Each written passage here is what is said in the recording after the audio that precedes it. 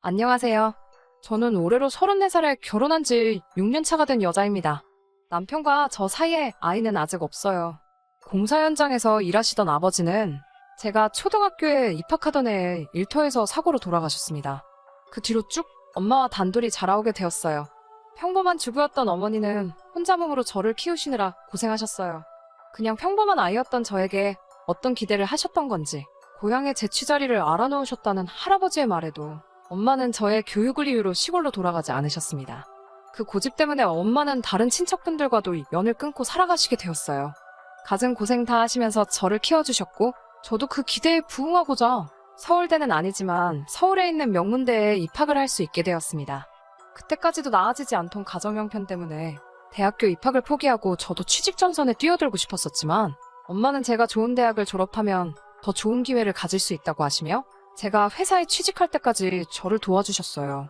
유난스러운 부분이 있었지만 반대로 생각하면 정말 저만을 위해 살아오셨다고 해도 과언이 아닐 정도로 저와 관련된 일이라면 모든 일에 엄마는 발벗고 나서주셨고 저에 대한 기대를 저버리지 않았습니다. 그런 친정엄마와 저는 정말 애틋하게 지냈습니다. 정말로 남들보다 뛰어난 것 하나 없는 저였기 때문에 대학교를 졸업하고 평범한 회사에 취직하게 되었지만 취직이 결정된 그날에 엄마와 서로 부둥켜 안고 하루 종일 울었습니다. 그렇게 저를 아껴주시던 어머니를 2년 전에 잃고 말았습니다. 엄마를 잃은 충격보다 그로 인해 벌어진 어이없는 사건에 대해서 한번 이야기를 해보려고 합니다. 남편은 제가 회사를 다닐 때 만나게 되었습니다. 동갑내기라 그런지 친구 같은 모습이 참 좋았던 남편은 서글서글한 그 성격에 제가 사랑하는 친정엄마에게도 너무 잘했습니다. 집에 여자만 둘뿐인 걸 알게 된 남편은 발벗고 나서서 저희 모녀를 참 많이 도와줬어요. 저는 남편에게 많은 호감을 느꼈고 그렇게 1년 정도의 연애 기간을 보내고 결혼을 하게 되었습니다. 저희 집이 사정이 좋은 편은 아니었지만 그렇다고 남편의 집과 비교했을 때 엄청나게 큰 차이가 나는 정도는 아니었습니다. 남편이 모아둔 돈과 시댁에서 돈을 어느 정도 해주셔서 대출을 끼고 서울에 집을 구해서 신혼생활을 시작하게 되었습니다. 저도 시집을 갔으니 더 이상 서울에서 치열하게 살고 싶지 않으시다면서 서울에서 지내시던 전셋집을 빼서 제 혼수와 나머지 결혼 자금을 대주시고 어머니는 혼자서 지방 소도시로 이사를 가셨어요. 친정엄마와 멀리 떨어지게 된 건 제 인생에서 이번이 처음이라 많이 걱정되었지만 엄마는 저 아니었으면 진작에 떠났을 서울이라며 걱정하지 않아도 된다고 당부를 하시더라고요. 결혼 생활은 나쁘지 않았어요. 결혼 이야기가 오고 갈 때쯤 남편이 저에게 해줘야 할 말이 있다면서 경고하듯이 해준 이야기가 있습니다. 자기네 집이 종교는 따로 없지만 할머니 때부터 조상님을 모셔왔기 때문에 제사가 다른 집에 비해서도 엄청 많은 편이라고요. 시댁에서 제사 도와주는 걸로 문제가 많다는 사실이야 이미 익히 알고 있었기 때문에 걱정은 되었지만 남편이 저를 안심시켜주더라고요. 종갓집같이 제사에 목매다는 그런 건 아니고 말 그대로 대대로 벼슬 하신 조상님들한테 간단하게 상만 올리는 거니 크게 걱정할 필요 없다고 말이죠. 자기도 제사를 왜 이렇게 지내나 싶고 자기뿐만 아니라 다른 가족들도 지긋지긋해해서 할머니가 살아계실 동안까지만 하기로 했다고. 남편 위로 형님이 한 분 계셨는데 자기가 장손도 아니고 형수님 하는 거 보니까 과일 깎는 거 정도만 도와주고 아무것도 하지 않는다고. 거기에 더불어 자기가 잘 이야기해서 제사 때마다 참석 안 할 수 있도록 한다고 약속을 했습니다. 하지만 결혼을 하고 나서 저는 시도 때도 없이 있는 조상님 제사의 대부분을 참석하기로 했습니다. 남편과 조건을 걸듯이 약속을 하나 했거든요. 제사를 몇 번 지내든지 다 참석을 할 수 있다고. 그 횟수는 상관이 없지만 명절 때만큼은 친정에서 더 오랜 시간을 보낼 수 있게 손 좀 써달라고요. 이미 이런 사정을 알고 있던 시댁에서도 달가워하지는 않았지만 그런 점을 이해해 주셨고 남편의 도움으로 명절에는 점심 저녁 식사만 하고 바로 친정으로 출발할 수 있게 허락해 주셨어요. 그래도 다른 남편의 형제들도 있고 해서 명절날이면 새벽같이 시댁에 올라가서 제사 준비를 돕거나 하는 걸 빼먹은 적은 한 번도 없었습니다. 그리고 결혼한 지 3년 차가 되던 해에 시할머니께서 돌아가시게 되면서 조상님께 매번 제사 드리는 걸 달가워하지 않던 시댁에서도 제사를 줄이기 시작해서 오히려 명절 때도 따로 제사를 안 올리게 되었습니다. 그리고 엄마가 돌아가신 2년 전 추석 연휴가 시작되었어요. 아직도 그날을 생각하면 후회가 많이 남습니다. 이래 시작은 시댁에서였어요. 평소처럼 새벽 일찍 도착해 명절 음식 준비를 도왔습니다. 시가에서 모여 저녁 식사가 끝나고 뒷정리를 전부 도와드린 뒤에 친정으로 출발할 준비를 하고 있었어요. 설거지를 끝내고 나오는데 운전을 해야 할 남편이 시댁 식구들과 술을 마시고 있더라고요. 남편에게 운전해야 되는데 무슨 술을 마시냐며 술잔을 뺐었는데 시어머니께 한 소리를 들었습니다. 하시는 말씀이 이제 매번 지내는 제사도 안 지내는데 시가에서 하루도 머물지 않고 친정으로 가는 건 너무 불공평하지 않냐면서요. 제사를 안 지내게 된 만큼 시가에서 반, 친정에서 반을 보내라고 말씀하셨습니다. 저희 어머니가 저를 보고 싶어 하는 만큼 시어머니도 그동안 아들이 보고 싶었으니 이해해달라고요. 차라리 미리 말씀해 주셨으면 좋았겠다는 생각을 했지만 시어머니의 말이 틀린 말은 아니고 충분히 시어머니나 남편의 입장도 이해가 갔기 때문에 다음날 점심 늦지막히까지 시댁에서 더 머물게 되었습니다. 저녁에 엄마하고 통화를 했는데 시간적인 여유가 많이 생기셨으니 제가 좋아하는 음식들로 만나게 준비해 놓을 테니 시댁에서 맛있는 거 너무 많이 먹고 오지 말라며 저를 달래주시더라고요. 다음날 이제 출발한다고 엄마한테 전화를 하는데 전화를 받지 않으셨어요. 전날에 도착하기로 1시간대쯤이면 충분히 도착할 것 같아서 엄마는 음식 준비하신다고 정신이 없으신가 싶어 별 다른 생각 없이 출발하게 되었습니다. 친정에 도착해서 아무리 현관문에서 엄마를 불러도 아무 대답이 없으셨어요. 느낌이 쎄서 부랴부랴 문을 따고 안에 들어갔는데 부엌에는 제가 좋아하는 음식들이 준비되어 있었고 엄마는 그 옆에서 바닥에 쓰러지신 채로 의식이 없었습니다. 뇌졸중이었습니다. 골든타임을 놓친 어머니는 그날 뇌사 판정을 받으셨고 2주 뒤에 병원에서 돌아가시게 되었습니다. 일이 아무것도 손에 잡히지 않았습니다. 그날 남편을 데리고 나와 하루를 머물지 않고 바로 출발했다면, 아니 제가 운전면허 따는 걸 미루지 않고 그날 저 혼자서라도 출발했었다면 엄마가 그렇게 된 게 전부 제 탓만 같고 저 때문에 이 사단이 난 것 같아 견뎌내기가 너무 힘들었어요. 부모 일은 자식이 저 하나만은 아니잖아요. 결국 어느 정도 시간이 지나고 이겨낼 수 있었지만 그래도 그 무거운 마음만큼은 떨쳐버리기 힘들더라고요. 진짜 문제는 엄마가 돌아가신 이후부터였습니다. 2년 전부터 전 세계를 강타한 이 시국을 저희 가족들도 피해갈 수 없었습니다. 자영업을 하던 형님네가 가장 큰 타격을 입게 되었지요. 처음 명절 때 시가에서 온 가족이 모였는데 그 이유를 다른 곳에서 찾더라고요. 예전과 우리 가족이 달라진 게 뭐가 있냐면서 조상님께 드리던 제사를 멈춘 걸 가장 큰 이유로 꼽았습니다. 시할머니가 돌아가시고 제사를 손에 놓자 조상님들이 노해서 후손인 우리들에게 벌을 주는 거라고요. 그때부터 시댁은 조금 과하다는 생각이 들 만큼 조상님 제사에 혈안이 되어 있었어요.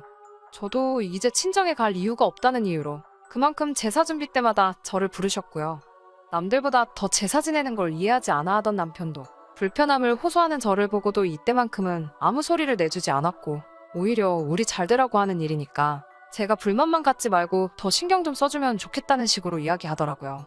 남편이 제게 생각해보라고 우리 사이에 아이가 생기지 않는 이유가 자기가 제사에 소홀했기 때문에 조상님들이 벌을 주고 있는 걸 수도 있다고 말하면서 늘 조상님 제사에는 관심 없어 하던 평소와는 다른 모습을 보여줬습니다. 제사 준비는 시할머니가 계시던 시절보다 더 심해졌고 그만큼 음식에도 그때보다 신경을 더 썼기 때문에 제사가 있는 날에는 연락을 받고 새벽바람부터 시가에 도착해서 준비를 했어야 했어요. 하루는 조상님이 정해준 길일이라며 저와 남편이 서로 몸을 깨끗이 하고 새하얀 옷을 입고 제사를 드린 후 그날 밤에 시도를 하면 아이가 들어설 거라는 어디서 말 같지도 않은 걸 듣고 와서는 제사를 지내고 나서 애 만드는 건 1시간이면 되겠냐고 말하고는 온 가족이 집을 비워주더군요. 배려랍시고 온 가족이 밖으로 나갔다지만 남편과 제가 집이 빈 사이에 뭘 했는지 다 알 거 아니에요. 더군다나 우리 집도 아니고 시댁에서 말이에요. 그 와중에도 진지하게 달려드는 남편을 떼어내느라 아주 미치는 줄 알았어요. 하지만 그런 시댁의 어이없는 노력에도 전 세계적으로 악화되어만 가고 있는 이 시국이 조상님께 제사 몇 번 드린다고 끝나는 일은 아니었어요. 자영업을 하면서 타격을 입은 형님네는 거의 회복이 불가능해 보였습니다. 급기야 형님네는 길바닥에 나앉을 정도가 되었고 엎친 데 덮친 격으로 시아버지도 건강이 안 좋아지셨어요. 남편과 저 사이에 아이는 당연히 생기지 않았고 거기에 더불어 남편의 회사에서 인원 감축을 준비 중이라는 소문까지 나돌게 되었죠. 제사에 큰 의미를 두지 않는 남편도 이때쯤부터는 역시 그동안 제사를 안 드려서 그런가? 하면서 자신 없는 모습을 보이더라고요. 그러던 어느 날 갑작스럽게 시댁에서 연락이 왔어요. 제사가 있다고 해서 남편과 둘이 시가에 방문을 했습니다. 이미 형님네까지 참석해서 준비를 하고 있었는데 그날 그 자리에는 모르는 사람이 한 명 있었어요. 형형색색의 옷을 입고 누가 봐도 무당으로 보이는 사람이 한 명 있었습니다. 그 사람은 들어오는 저를 보고는 가까이 다가와서 다짜고짜 인연이냐? 라고 말하며 제 얼굴에 손에 쥐고 있던 쌀을 뿌려버리더니 악기는 물러가라 하면서 요란하게 굿을 시작하더라고요. 저는 어안이 벙벙해서 그 장면을 그대로 보고만 있었는데 어디서 구했는지 제사상에 올라와 있는 우리 엄마의 사진을 보고 정신이 번뜩 들었습니다. 그 무당은 이리저리 돌아다니면서 혼잣말로 계속 짓거려대다가 다시 어디서 쌀을 한 줌 집어와서 엄마 사진에 뿌려버리더니 쌀이 가득 담긴 바가지를 제사상 앞에 올려놓더라고요.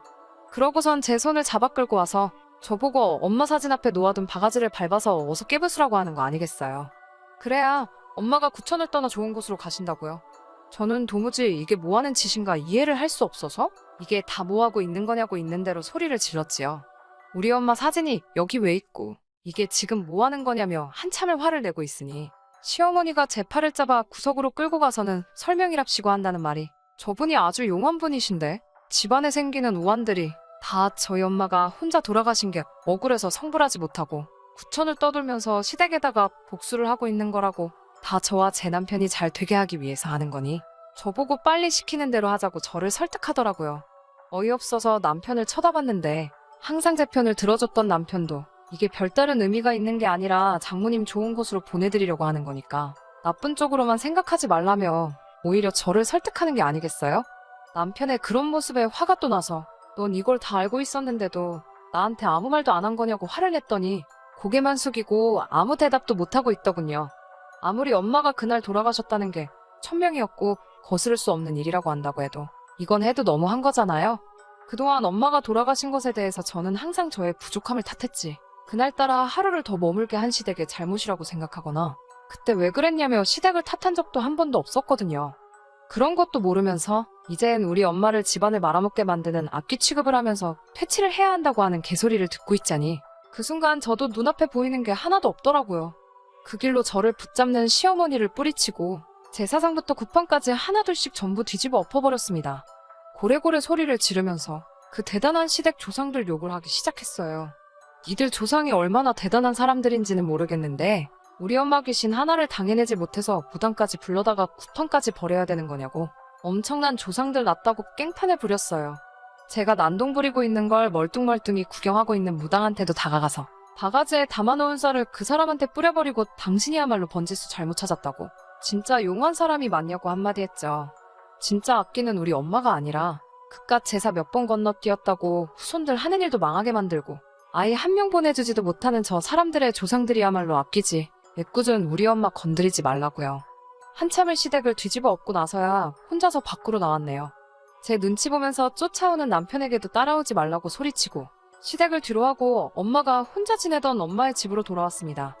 회사에는 사정을 이야기하고 휴직을 하고 있는 상태고 결국 남편과는 이혼 절차를 밟고 있는 중입니다. 집도 남편이 해온 거니 그 집에 채워놓은 혼수만큼만 다시 돌려받는다면 더 이상 바랄 게 없겠네요. 저는 이 결혼 생활로 많은 것을 잃었긴 했지만 새 출발을 해보려고 합니다. 그 사람들에게 일말의 양심이라도 남아있어 진정한 사과를 했으면 아무 일도 없었던 척 다시 돌아가 볼까도 했지만 그날 이후로 따로 아무 말도 없는 시댁과 남편에게 돌아가고 싶은 생각이 하나도 없어요. 계속 그렇게 조상님만 찾으면서 살고 있겠죠. 구판까지 버렸어도 조상들한테 정성이 부족했는지 남편은 결국에는 회사에서 정리해고를 당했다네요. 건강이 안 좋아지셨던 시아버지는 아무 일 없었지만 시어머니가 결국엔 유행병에 걸리셨다는 소문을 들었어요. 형님네 가게가 망한 건 말할 것도 없고요. 혹시나 이 사연을 들으시는 분들 중에 조상님을 모시는 분들이 계시다면 제가 그걸 비하를 할 의도가 있다거나 한 게 아니니 넓은 마음으로 이해해 주셨으면 합니다. 그리고 새로운 삶을 시작할 저도 응원해 주세요. 긴 이야기 끝까지 들어주셔서 감사합니다.